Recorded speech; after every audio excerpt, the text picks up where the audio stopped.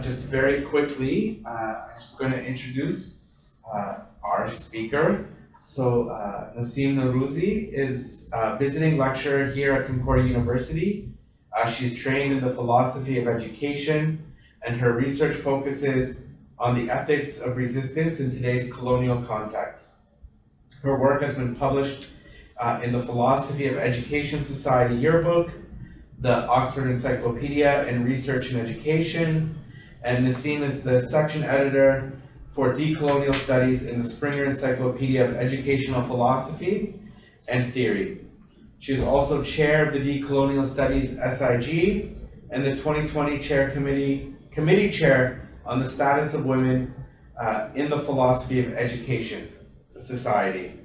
And before we begin, also just want to acknowledge that Concordia is located on unceded Indigenous territory, and it belongs to the keepers of the Ganegahaga Nation, as recognized as the custodians of the lands and waters in which we gather today.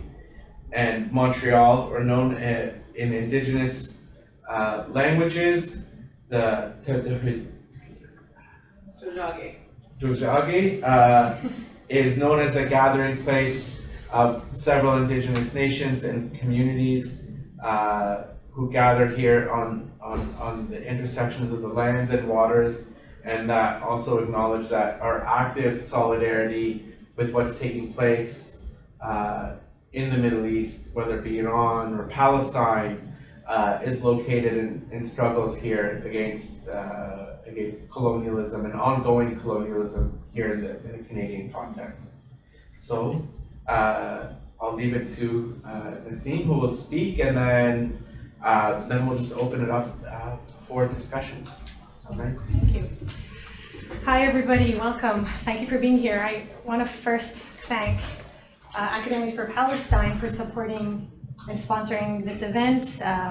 Most importantly, I want to thank Mustafa Hanawi for your ongoing support and for the time that you put to organize this event despite the busy schedule that you have, but beyond that also for your care about this issue and realizing the urgency with which we need to address it. The third party or group that I want to thank is the ICC, Iranian Canadian Congress, which is the only organization in Canada right now that I know of that has remained unapologetically against sanctions and against warmongering and war rhetoric, despite concerted efforts that are taking place to silence them and to have their reputation tarnished. Even beyond their persistence, I think, and sort of perseverance, I think it takes authentic people to call out fake, harmful, inauthentic opposition and suffer the consequences. They might not be aware that what they're doing is actually precisely countering pinkwashing. So I want to thank them as well for their support. Just one thing, the fact that I'm wearing pink today has nothing to do with the fact that we're talking about pinkwashing. I simply ran out of my comfortable dark blazers because I was going to many academic events in April. So they're all out for dry cleaning. So it has nothing to do with I'm not partaking in pinkwashing. So a few caveats I need to mention before we start. I'm not a political pundit or a political philosopher, nor am I an expert in Iran in any way. I'm not even a scholar in feminism, right? I can't wait to listen Natalie's discussions on pinkwashing very soon from the feminist perspective. My research is not focused on feminism as well. I'm an academic who presents and writes boring stuff about time, colonization, and resistance, and I hope I can go back to that after this talk. Once in a while, though, I go on Twitter, I get riled up, I start squabbling with a bot, I think they're bots. Then I get threatened to be assaulted or raped like multiple times on Twitter, and then I stop checking my account and go there again in 3 weeks, and I repeat the cycle. This is the extent of my presence in the political sphere with regards to, the Iranian case. But there are 3 reasons why I decided to go ahead with this teach-in session. Firstly, because I found out through a Facebook message from a distressed undergraduate Iranian student that a group at McGill had invited a pro-sanctions, self-proclaimed pro-women's rights Iranian to speak on campus. I say distressed because he's one of the many Iranians on the receiving end of the sanctions, those who are bearing the brunt of these restrictions. They're not able to have their tuition fees transferred from Iran, plus the fall of the value of the Iranian currency keeps jeopardizing their ability to complete their degrees. This was an alarming moment when I thought, pinkwashing is effortlessly finding its way into academia, and we need to do something about this. The second reason was that nobody, at least to my knowledge, is talking about pinkwashing, despite the continuous and consistent momentum it's gaining, and despite it's heavily affecting Canadian global policy, and I'm talking about pinkwashing in Iran specifically. The third reason is that the stakes are way too high right now for us as regular Iranians. I define regular Iranians as those who have seen or will see, or have the ability to see, sanctions as being hurtful, silent wars against ordinary people. Sometimes, it's interesting, we sit with our jaws dropped, the ordinary Iranians, our eyes on the brink of popping out when we see pro-war, pro-sanctions activists find so many platforms in Canada as well as the US to promote war against their own people, while anti-sanction activists get disinvited from the Canadian Parliament because those pro-sanction folks start lobbying against their presence. This happened last month in the Canadian Parliament. So there are many reasons for doing this. Once again, not a political expert or a scholar in feminist studies. I am, however, a philosopher of education. My research does focus on ethics of resistance in the current world. Some examples some examples of the questions that are central to my research are there wrong ways to resist oppression and injustice? In other words, can we resist wrongly? More importantly, another question that I ask is, can our resistance harm people and cause suffering?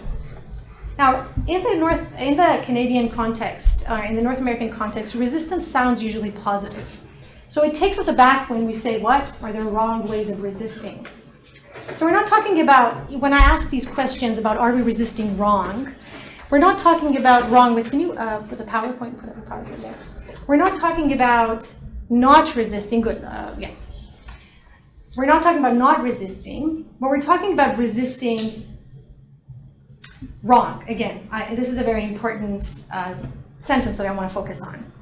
Because sometimes I think our ideas of resisting can actually cause suffering because they might not be examined enough, because we might not question the consequences, or because other governments and groups might use them to their own benefit. That being said, I have to thank also, this is a parenthetic note, that I have to thank the very few Iranian users on Twitter. There are very few real Iranian users. Most of the examples I'm using in this talk I've gathered from the posts they have shared. You can search for these facts online and you'll find the tweets once you do. I cannot take credit for the cases that I'm going to use here. So in this talk, what I'm going to do is I'm going to put a few pieces like a puzzle together. I have a very cheesy PowerPoint presentation to sort of show that to you. And I want you to see how these pieces of the puzzle function to actualize the bigger picture that is pinkwashing, right? And help how these pieces of the puzzle actually help the objective of pinkwashing, which is the deliberate appropriation of liberation movements towards regressive political ends, right? So there's a deliberate appropriation of liberation movements, and this appropriation is, in the end, devastating for the same marginalized people that you're advocating for. And it benefits the vested interests of the parties who advocate for it. Got it? This is kind of like, you say you want rights for women, then you resist wrongly, and then women suffer, right? This is how we're going to see the pieces of the puzzle of pinkwashing sort of falling into place. So this is what I'm going to do. Then I will make some guesses about as to why we don't see a problem with pinkwashing, right? This is specifically the Iranian case. I encourage you guys who are not Iranian, you can tell me if these sort of correspond with your backgrounds as well. Then I will offer some concrete steps on how to stop pinkwashing, or how to be mindful of pinkwashing. Okay, so before we start, let's just see what are the definitions that are readily available for pinkwashing.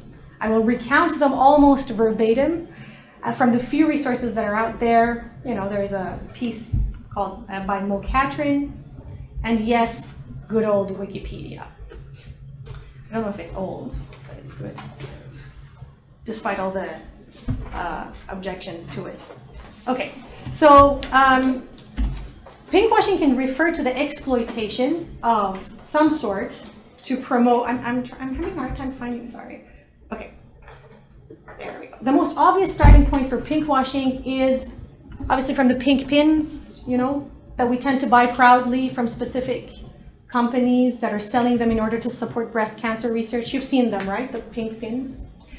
So the term pinkwashing is associated with those companies that use the pink ribbon symbol or use the support of breast cancer charities as a marketing technique to promote one of their products, while at the same time, right, the manufactured products have proven to contain ingredients that are actually harmful for women. They will cause breast cancer, for example. Right? So they're linked to the diseases developed in women, these products. But then we kind of buy the pink pins and we think we're doing a good thing. So obviously we don't think we're doing anything wrong when we buy the pins in support of such a thing. But in actuality, by purchasing the products that are associated with these companies, we are aiding and abetting the massive cover-up of the intentions and contribute to actually more suffering for the same group of people we're advocating for, right? Buy the pinkwashing pin, buy the breast cancer pin. You don't know they're using paraben in their products. Paraben links, this is the easiest way of saying it, paraben gets linked to breast cancer. So we're sort of like basically cleaning the whole process by supporting it. This is not where pinkwashing ends, obviously. It refers to the appropriation of feminist and LGBTQIA+ movements to promote a particular political agenda. Specific political parties present themselves as women-friendly or gay-friendly, specifically to mask other intentions that are violent, dark, and often inhuman.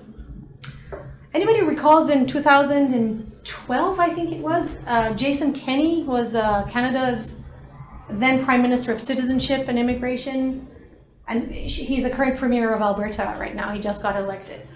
I don't know if you remember, he sent an email. I mean, I don't remember. I read this as well. Sent an email titled LGBT Refugees from Iran to thousands of Canadians. A group of activists, though, called it out as a poor attempt at pinkwashing and an excuse provided by the conservative government to encourage war with Iran, right? So you can see how pinkwashing is a deliberate appropriation of liberation movements towards regressive political ends. So when you want to hide your intentions and other structural injustices, you're committing to, because of profits or because of your allies' interests, you put forth a very woman-friendly face, tolerant face. Another example I found on Wikipedia was Joseph Mossad, who is an associate professor at Columbia. He has provided an example of pinkwashing in the context of the Palestinian conflict. He says how Israel insists on advertising and exaggerating its recent record of LGBT rights to fend off international condemnation of its violations of the rights of Palestinian people. You see this? You promote this one, and then you sort of, that one gets backgrounded. You foreground LGBT rights, the demolishing of the houses of Palestinians sort of gets to the background, so you don't see it as much. Okay, so then the last example I want to give is how pinkwashing can refer to the exploitation of some sort to promote insidious agendas. This is a very interesting one, which is recent. There was a campaign to garner public support for the Keystone Pipeline project that transports Canadian oil through the United States. The group that promotes that project headlined their presentation this way. They wrote, "Compare Canadian ethical oil to OPEC, which is the Middle East's conflict oil." Right? So oil-producing countries of the Middle East that do not have a gay-friendly environment, that's what basically unethical meant, or conflict meant.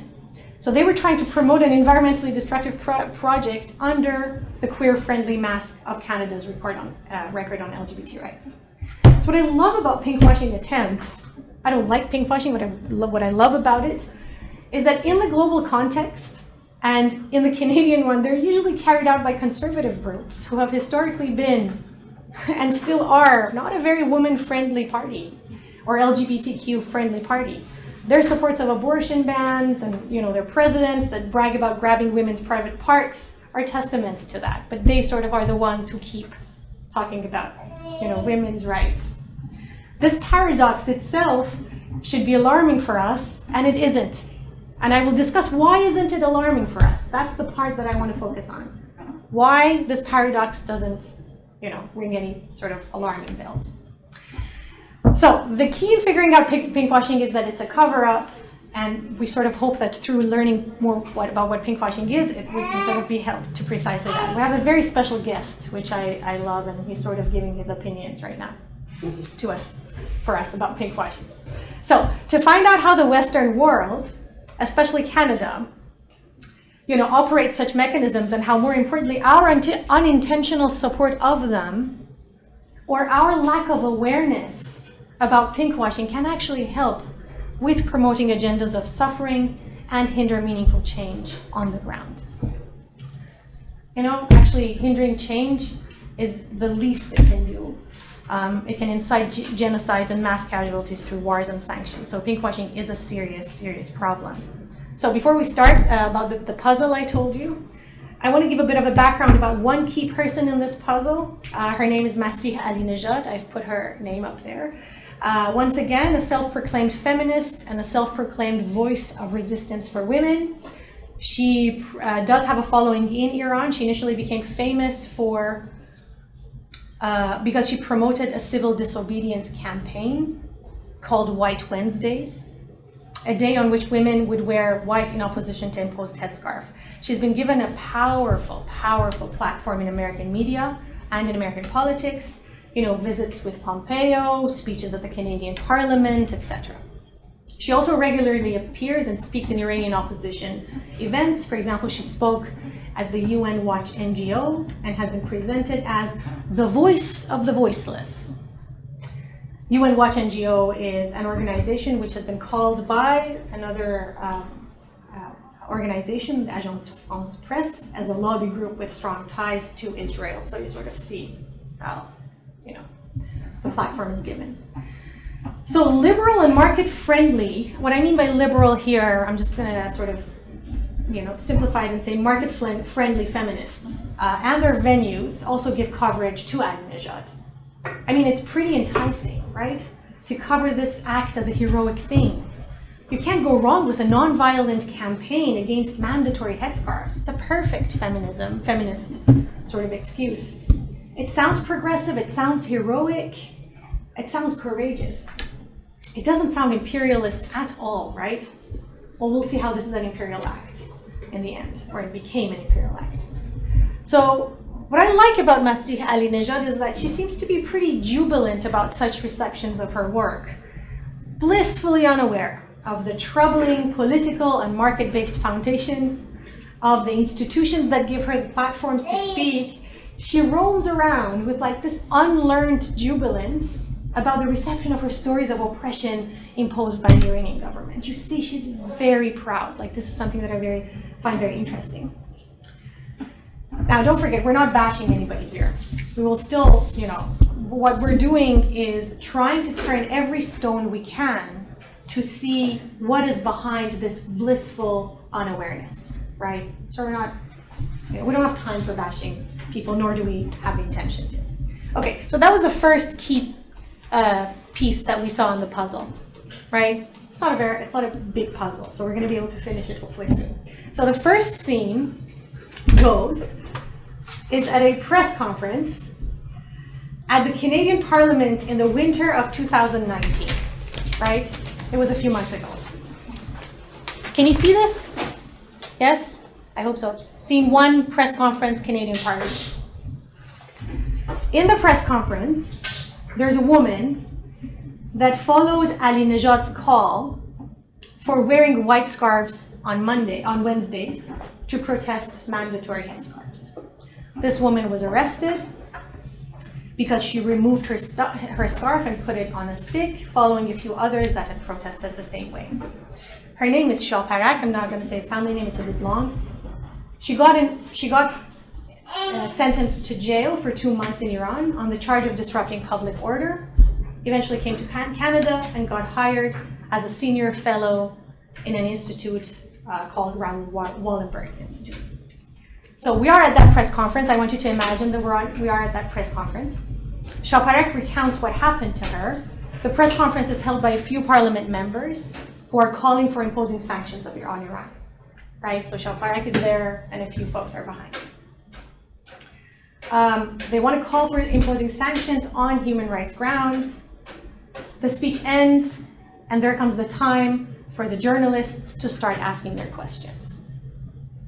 We hear the voice of a correspondent, a woman called Tonda, I haven't found her on the internet, who with a worried tone asks, "My question is to your guest.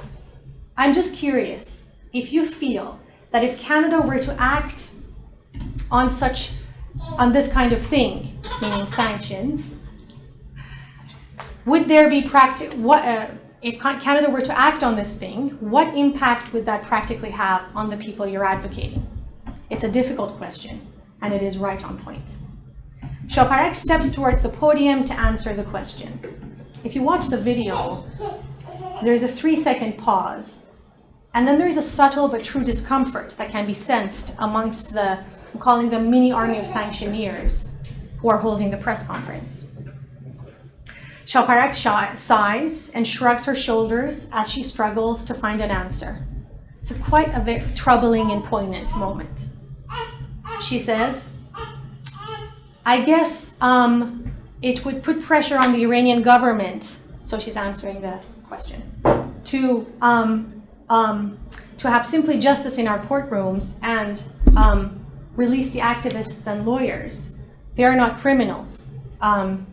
I guess targeting those judges, those architects of repression, as Professor mentioned, it may help the prisoners. It may put some pressure on the government. The reporter insists, wouldn't they be treated worse? The answer culminates in the bleakest position that one can imagine for their activism. She says, "I don't think so. I hope it helped them." I hope it helps them. So, justifying halt of trade with Iran, letting businesses go down, blocking access to medical venues, on this premise, I hope it helps them. The professor, the parliament member, rushes to the podium to ameliorate Shaparak's response. He rightly notices that the answer, "I hope it helps them," is not good enough for the implementation of sanctions. He starts reading an irrelevant piece of information from a pamphlet he uses as a reference called Architects of Repression. He reads a passage from the pamphlet on the potential chances of harassment and assassination of people in Canada by an Iranian member of the government. He then looks into the eyes of the reporter as if trying to seek assurance that this strong claim worked out as a charm that would divert attentions from Shaparak's ambivalent answer. The pamphlet is written by a think tank group called FTD, we're going to talk about them later, and forwarded by the professor himself. Remember FTT, we will talk about that. So another guy sanctioneer comes forward in the hope of rectifying Shaparak's answer, I think.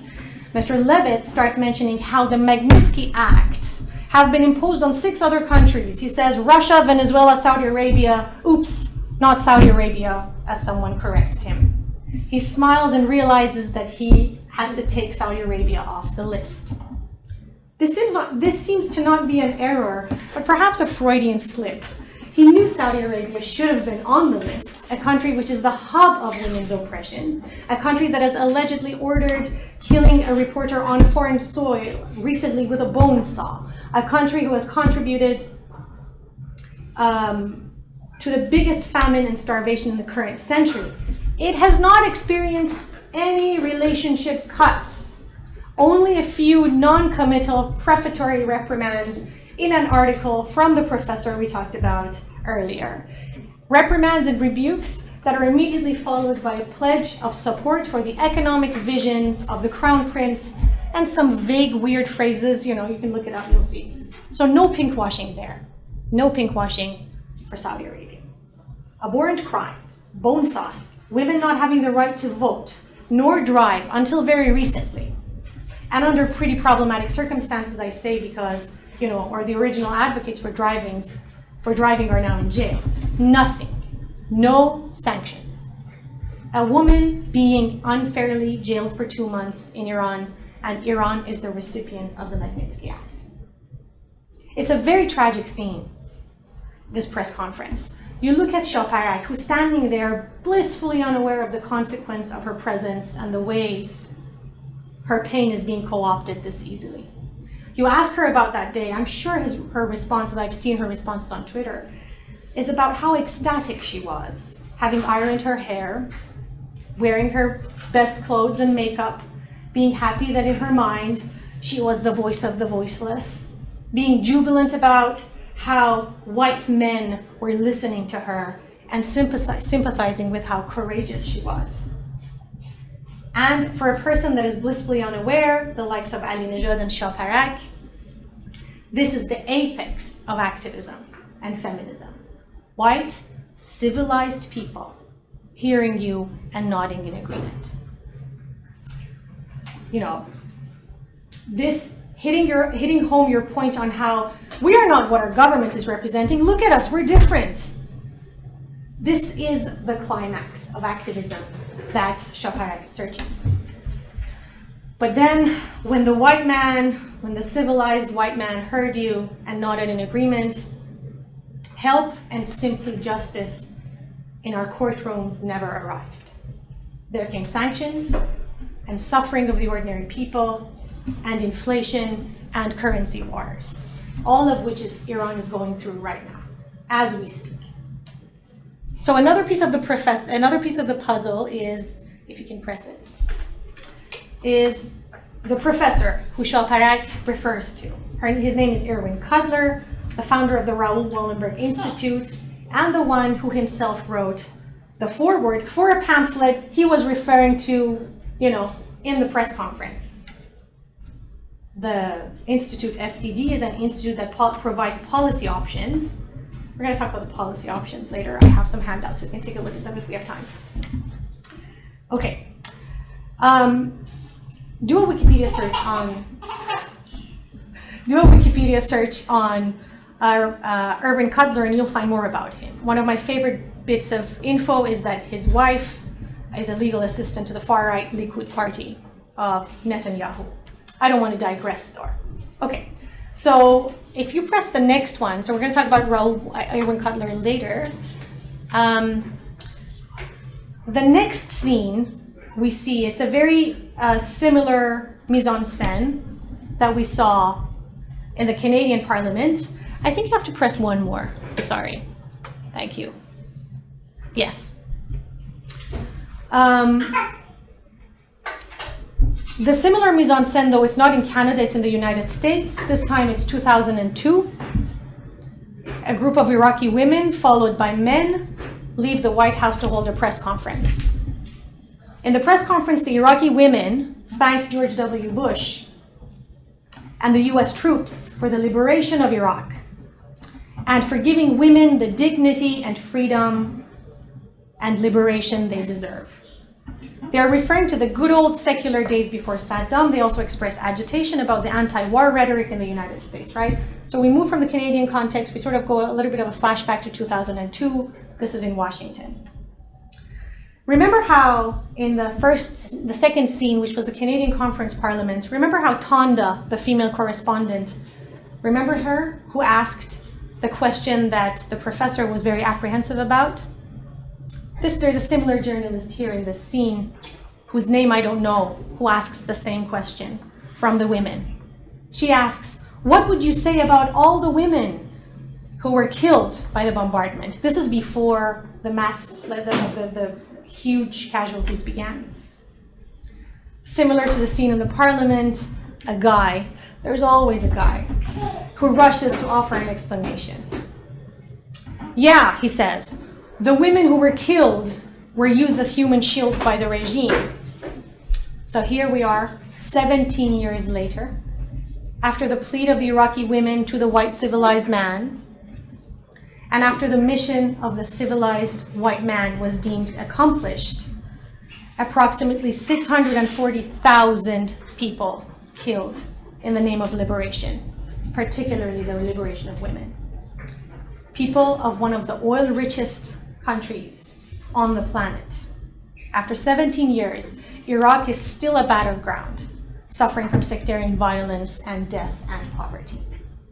Not only this, according to a 2018 article in Huffington Post by Sandler, if I'm saying it right, Iraq is a country in which women hope for death to escape the dire situations of violence and abuse. This article is about how US made life hell for Iraqi women. The article reads, they hoped for progress. Now they hope only for death. There's a quote by a woman in that article who says, each night I say to myself, tonight is the night I'm going to die. Or another asks herself, why didn't I just die in an airstrike? The article reads that among Iraqi women, the likes of Shaparak and Ahmadinejad, I assume, there had been real hope that a US invasion might bring liberation and a return to the good old secular days. Instead, the pinkwashing and the war, this is a quote, brought tides of oppression and poverty that drove women to the mosques instead of making them more secular. There's a question, about a woman who was never able to finish her dissertation in Iraq that asks the reporter in this Huffington Post. Let us call her Sarah. After she had to hide in a dark house after having been kidnapped, raped, and thrown from a car and having stitches all along her skull, she asks the reporter, you call this liberation? A question which the reporter says he has heard time and time again from women, this is a quote, who had allowed themselves to hope to a return to the Baghdad, for a return to the Baghdad they and their mothers had known. The question, you call this a liberation, Sarah is asking, is a very important question. And there are very specific people who actually have to answer this question. Those self-proclaimed feminists who pink-washed US's way into Iraq. This is the question that Shaparak and Ahmadinejad must answer when they legitimate military and economic oppressions under the name of women's rights. And let us recall that the last thing that a woman thinks about in a war zone or in a sanctioned life is their mandatory headscarf. When bombs are falling on our heads, we're not thinking about a mandatory headscarf. Where are those women, I want to ask, who wanted the liberation of Iraqi women? The second scene, which is Washington, D.C. This is, for me, where is that female doctor who proudly formulated in that interview in the scene 2, which I think it's scene 2 if you press another one.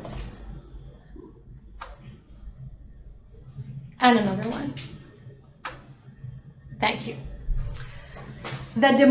She says, democracy is not a genetic condition. She so proudly says it. She's a doctor. Meaning that we need to inject it into a society. This is when she was helping George Bush pink-wash his way into Iraq. Where is she? I want to really ask. I looked up for her and I couldn't find her. How did her genetic alteration project turn out? They might be able to evade the questions when the white men are behind them, but we will examine this ignorance and unlearn this that makes pinkwashing look okay. Right? Don't forget. Let us recall what pinkwashing does. It's a deliberate manipulation of liberation movements towards regressive political ends. Remember? Shaparak, who started with the phrase, I want simply justice, came to Canada, then headed to the parliament by an invitation of this white professor to become the catalyst of Canada imposing sanctions on her country. In a piece she wrote, empowered, being part of this White Wednesday movement I was an ordinary woman partaking in an extraordinary event or an extraordinary movement. You might not hear this very often from me, but for once I agree with her.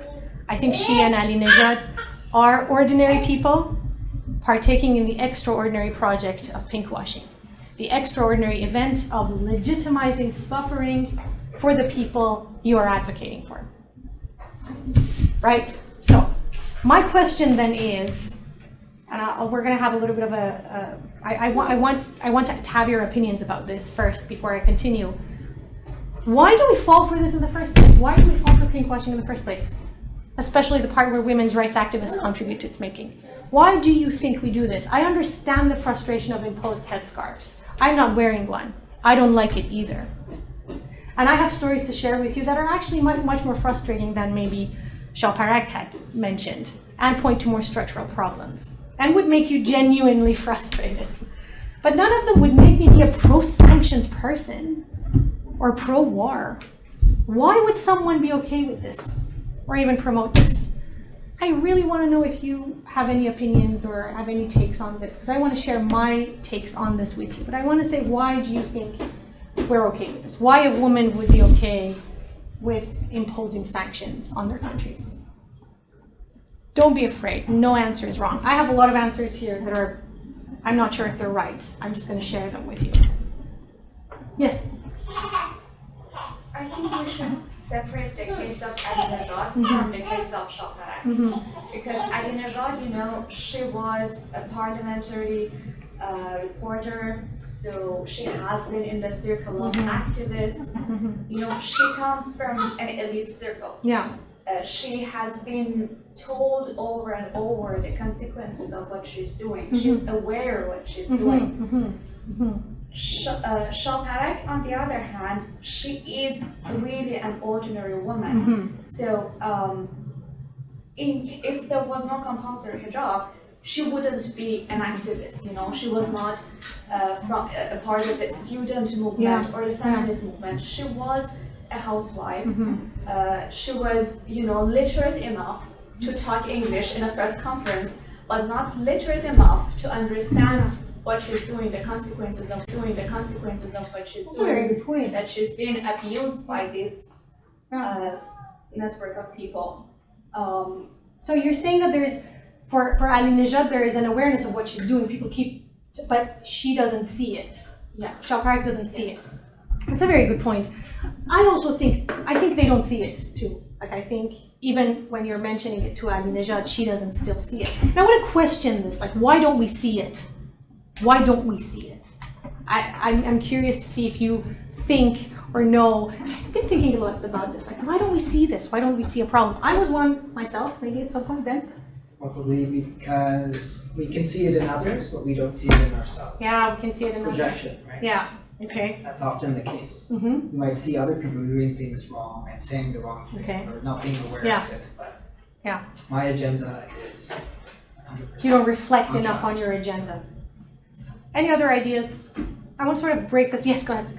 So for me, Ahmadinejad doesn't have that much meaning outside the reformist parties. So in that context, yes, she started as a parliamentary reporter and she was given space and voice, but then eventually the causes that she fights for are not, you know, I wouldn't call them radical causes. Yeah. They are like the causes to give this illusion that activism is alive in Iran, but it's not hinting to the sources, it's not hinting to the basic, to the base. It is hinting to something which is accessible and, you know, westernized enough, you know, like people in the West can understand and sympathize with, but it's not about class, it's not about any other thing. It's about human rights, which have been talked about a lot and which are, you know, market friendly. That's a very, very good point of saying it. I actually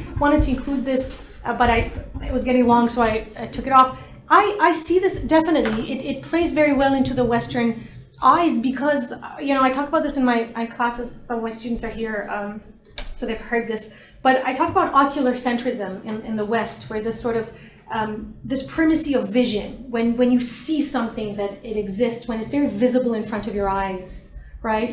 It's very easy to react to, it's very easy to sympathize with, but then you don't see certain other things. So it's very, like, you know, the case of the oppressed woman who has to wear a hijab. It's very easy to sort of say, oh, okay, you're wearing a hijab, you're oppressed. Like the primacy that this Western thinking gives to seeing first, and like it's valid. When you see it, it's there. So I agree with you. I think it's a very good point that you're mentioning. Awesome. Any other point? Yes, go ahead. I'm thinking people falling to this sanction is good because there isn't any other alternative. They have tried different things, and if I'm against sanctions, but I don't have any other answer. You're right. We're tired. I mean, nothing worked. Yeah. I mean, people went to street. They weren't ready to be killed. Yeah. I wasn't. So they went back home. They tried political reform. It didn't work. Nobody sees any other way out of this. So because that's the only option, they may get fooled that, okay, this is a good option. That's a good point. That's a very good point. I'm talking about fatigue here. We're tired also. So I want to take it a little bit beyond this, but I agree with you. I think it's, yes? I totally agree with everything everybody said. Often the cause is bigger than they just don't know how to deal with it. They only know a fraction. And it's bigger than they can deal with. Stick a pin in that and stick a pin in the tiredness, because I'm going to talk about this in a few pages that are left. I'm trying to bribe you to paying attention because I see in a few pages that is left. But I want to present something else. I don't know if I put it there, but I want to present the reason why we have this problem, like Shaparak and Ali Nejad falling for the sanctions rhetoric or falling for pinkwashing, is besides everything else, and we have an expert in the room, Natalie, please correct me if I'm wrong, and I'm looking forward to hearing from you as well. It's an impoverished idea of feminism, and it's an impoverished idea of activism. I say impoverished because it is based on an anger, right? And the anger is solely based on personal narratives or family experiences, right? So it's a poor idea of feminism because we only base it on an anger or on a fatigue, right? And that fatigue is only based on our personal experiences, right? Yamin is agreeing with me there, right? And somebody is agreeing. So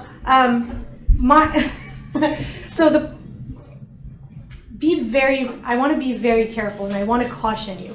This does not mean that I'm discrediting experiences, right? I'm not saying experiences are wrong. The problem is when one experience becomes the only lens through which you see and interpret everything, right? So I'm not delegitimizing experiences. I'm just saying they're not enough to give an understanding of what is going on. One experience, the experience of a woman being, taken by the moral police because, she was hanging out with her boyfriend, is not enough to say, okay, I'm frustrated, I want sanctions. So not examining our reflections, not examining our experiences and reflecting on them from different angles can actually make us make wrong choices and make us resist wrongly and in a harmful way. Why should we examine them, you ask? Because these personal experiences of us as Iranians, specifically as Iranians, are founded on very, very specific, completely invisible tenets to us. You got it? Impoverished idea of resistance. We base them on stories and personal family experiences. These experiences have pretty specific foundations, right? Do you want me to look at some foundations now? Just a little bit, very quick. Those foundations. You can tell me if I'm right or wrong afterwards. I always like the exchange. The first foundation, and I'm happy you got that when you said market friendly, because I think you sort of really got the point when I was saying that. I mean, maybe you knew it from before. I can't take credit for that. But first is how little we care about the fact that we live in a world. As Iranians, we care really little about the fact that we live in a world where oil and natural resources, strategic geographical locations, and military power are the top priorities of the governments in general, but the Western world in particular, right? We really care little about this. We're so tired of the rhetoric back home. We don't want to hear this. We care we really care little about this is a world in which the market has the ultimate say, not human values. This is the example of neoliberalism, right? An embodiment of it. We hear this by the clergymen, we don't like it, we don't like the clergymen, so we don't listen to them. But because we care little about this fact, we get fooled by a group of market-loving folks who come and say, hey, we care about you. Why do they say they care, right? We never question this. Why do you care for this? Because they simply can, and the reason they say they care for me and for my scarf is because they cannot possibly come to the podium and shout, hey, we want your oil, and hey, we want your geopolitical location. You are a bother to these nations who pay us. You're a bother to our allies, and we sell arms to them, right? They have to say, Iran is not representing human rights. They know we're tired. They know they can get away with it. And they do get away with it. Look at how Cutler, the white professor, got away with it in the press conference in the first scene that I was talking about. Remember, Pompeo said when Khashoggi was killed, I don't know if anybody remembered, they kept pressing him, but the guy killed someone with a bone, so I was like, oh yeah, but you have to remember we have a strategic alliance with Saudi Arabia. No, this double standard of we have a strategic alliance, but a woman was jailed for 2 months, so we're imposing the Magnitsky Act. It looks weird, right? It's funny because you can, if you search for Arvin Cutler's reaction to the Khashoggi killing, he wrote a piece in the Globe and Mail. He's like, this is horrible, we need to be careful, we are Canada, we preserve human rights, but I think we should support the 2030 economic vision of Mohammed bin Salman, right? So it kind of like, this is bad, but we should do this, right? It's sort of like 3 paragraphs and then a pledge of support, right? Why aren't we upset by this double standard as Iranians? Why don't Ahmadinejad and Soshaparak ask, as learned individuals or as feminist thinkers than they are, why don't they ask, why don't they inquire about how US washed crimes through feminist claims for Iraq? Why don't they say, hey, Mr. Pompeo, I've got a question for you. Why aren't you sanctioning Saudi Arabia? For all the reasons we know. Why aren't you sanctioning India, which was once called the most dangerous country for women by The Guardian, right? Why sanction my people for the imposition of a headscarf and support 2030 economic vision of Saudi Arabia? Where are the double standard? Why doesn't this make us sick to our stomach? This is what I'm trying to ask. You might say, well, if Iran didn't do X and Y, then they would leave us alone. No, Saudi Arabia is doing 10 times of that, more of that. So it's not that. It's not that Iran is sort of being a menace in the Middle East. Yes and no, okay? So there has to be another reason we don't feel sick to our stomach as Iranians. And there has to be a reason besides the fatigue that we experience at home. My take is this. The reason we don't feel too sick to our stomach is the idea that all of the humans in the world, we think, the idea, we adhere to this idea. All the humans in the world, of all the humans in the world, it's only the white Euro-Americans that embody and carry with them and process and formulate what is good and what is bad. We really think about this deep down. And we think that they formulate a kind of knowing and existing that is supposedly the benchmark and the yardstick for the rest of the world, right? And it's about us really, really, really, really abiding by this. You know it, I know it, we know this as Iranians. As if whites are the super mega category in everything. So we think what they say is right. The clergymen, they're idiots. The white man, he has to be the knowledgeable one.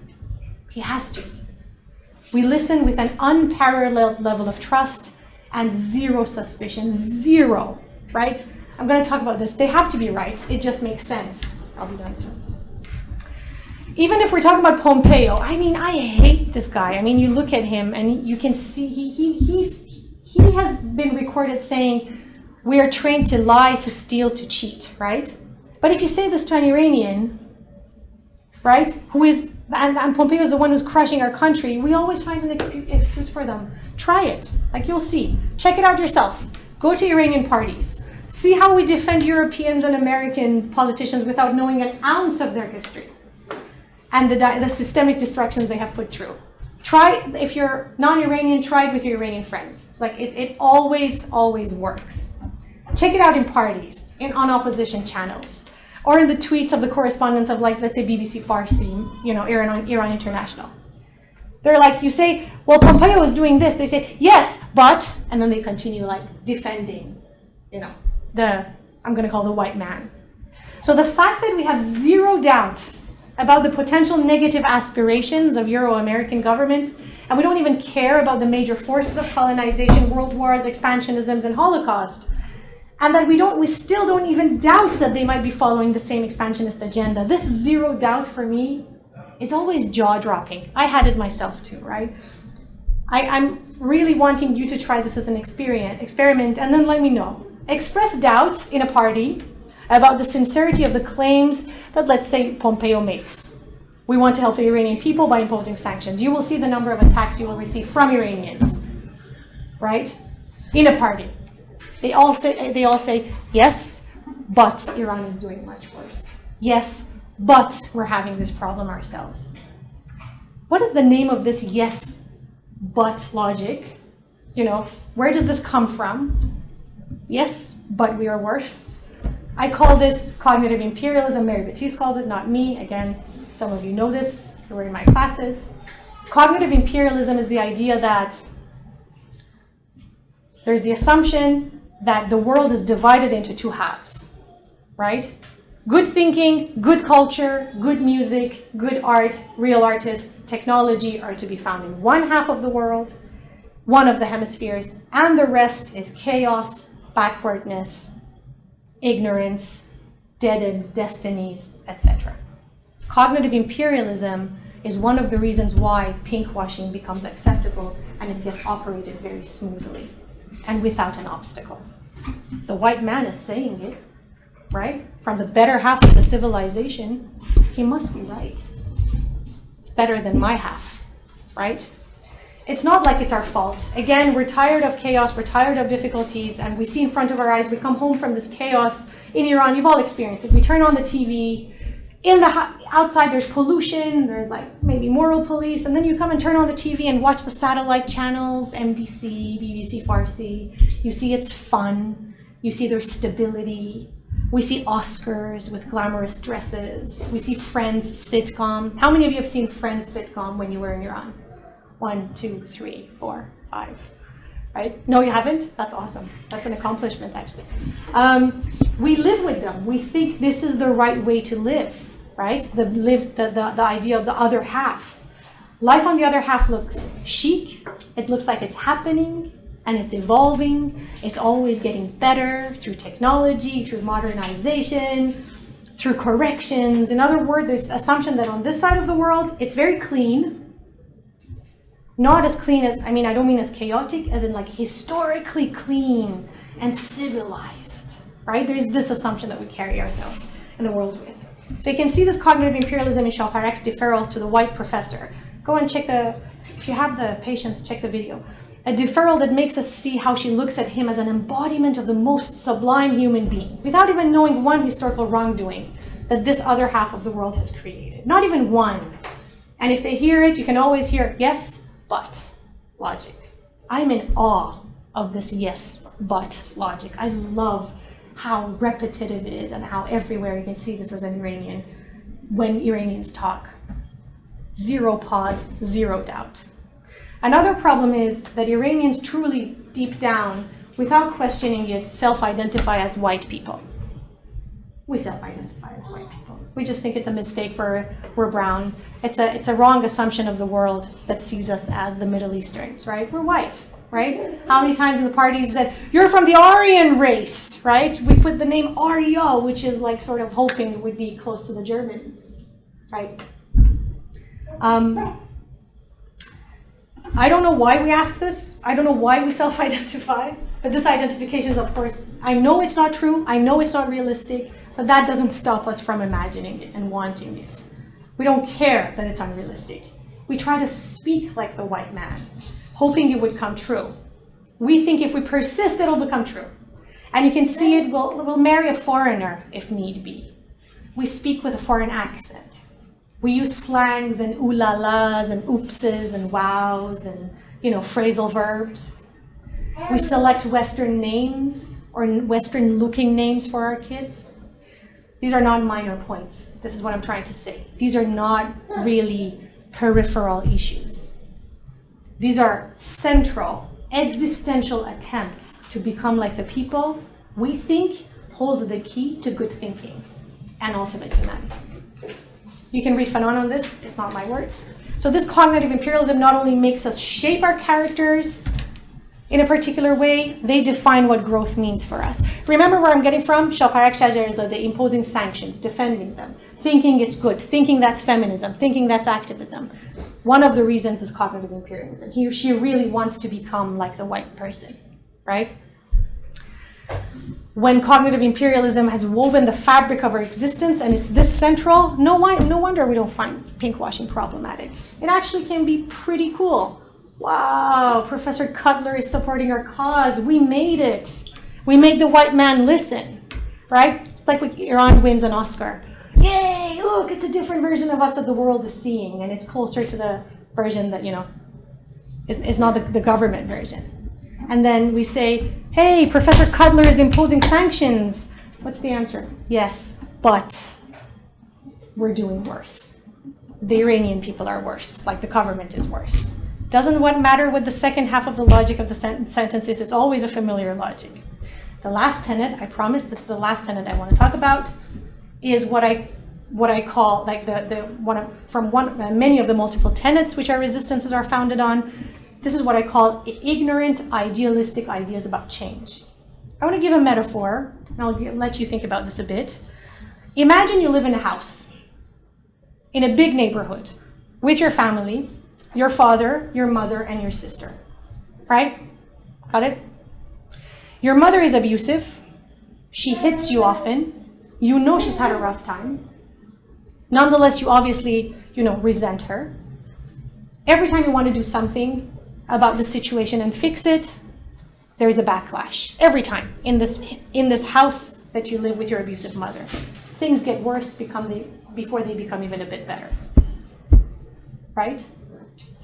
There's a real estate broker in that neighborhood that forever has wanted your property to build a set of condos in. He realizes that if he breaks up the family, he will get what he wants. So he will present a plan for a change in your situation.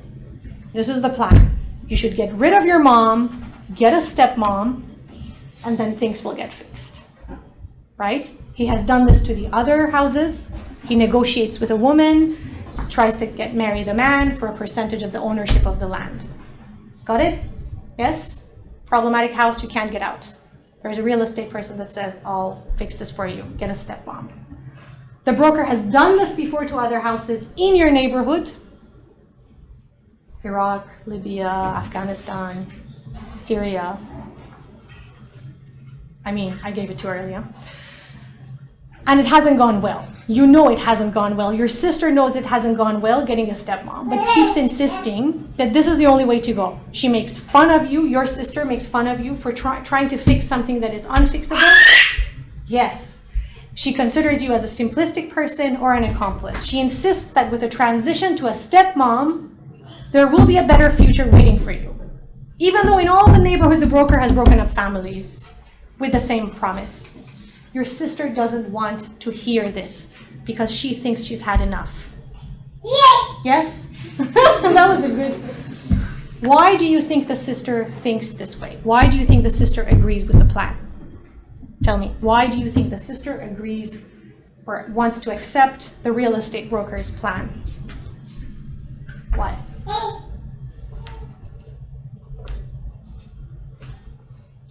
Isn't it all about neoliberalism and what you think you want? Or what you've been yeah. taught to want? Yeah, or what you don't know. and what you don't know, Yeah. and you're not supposed to know. Thank you. So this is one option. Why the sister is okay with a stepmom? Why? Any other ideas? No? I'm going to go ahead. For me, there are two options. By the way, I thought about this metaphor for such a long time, this like allegory. I thought about it, I think, for like 4 weeks. I think there are two options. Either your sister is in on the deal with the real estate broker, right? Or she is thinking in an idealistic way. She lives in an ideal environment. She thinks that idealistic ways of change are possible. Is there a third option? She's either in on the deal, the likes of Shaparak or Ahmadinejad, or they have idealistic ideas. Systematic brainwashing. Systematic brainwashing. Cognitive imperialism. That's what's happening in the area, Yeah. the neighborhood, Yeah. and that's what they're used to, and they just accept But then you see it. You see it's a hell right next door. You still think it's fine. You still think you can do this, right? Okay, so I gave this example for two reasons. One is when you involve external entities, you have interest in your assets and can gain them by disrupting your internal affairs. It never bodes well. Never, never, never. And the other reason is because I mentioned the family to take a stab at idealism. Simplistic imaginations of government change, which play very comfortably into the hands of the pink washers. Very comfortably, right? Hey, you're being hurt. I want to help. Ooh, I want simply justice. Yay, this is a match made in heaven, right? So Shaparek wants justice. Cutler wants, to serve the interests of the lobby groups that are, supporting him. It's a great match. I'll end the tenets here by saying, Sartre has a very interesting sentence about experience, and he says, experience is not nothing and is not everything. That's why I say an impoverished idea of experience, impoverished idea of feminism, if you only base it on your experiences. Go look at the pro-sanctions folks online. Look at them. Their stories always start with a personal story, their pieces. I had a hard time in Iran. I still remember it. We need to change the regime, right? It was very hard. They got me. I still think about the 2 months in jail. We should change the regime, right? So it's a very personally oriented idea.